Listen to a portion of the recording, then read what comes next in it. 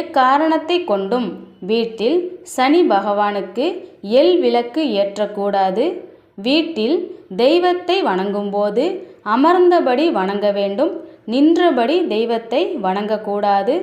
வீட்டில் விரதம் இருக்கும்போது காலை நேரத்தில் உறங்குவது, வீட்டில் சண்டையிடுவது கூடாது. தெய்வத்திற்கு ஏற்றிய தீபத்தை ஆண்கள் அணைக்கக்கூடாது. தீட்சை பெற்றவர்கள் விபூதியை தண்ணீரில் குழைத்து பூசலாம். மற்றவர்கள் பூஜையின் போது விபூதியை நீரில் குழைத்து பூசக்கூடாது. பூஜை முடிந்ததும் பெண்கள் குங்குமம் இட்டுக்கொண்டால் மாங்கல்ய விருத்தி உண்டாகும்.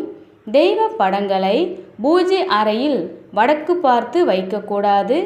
பூஜை அறையில் தெய்வ படங்களுடன் மறைந்த மூதாதையர் படத்தை சேர்க்காமல் தனியாக வைத்து வணங்கி வந்தால் நல்ல பலன் கிடைக்கும்.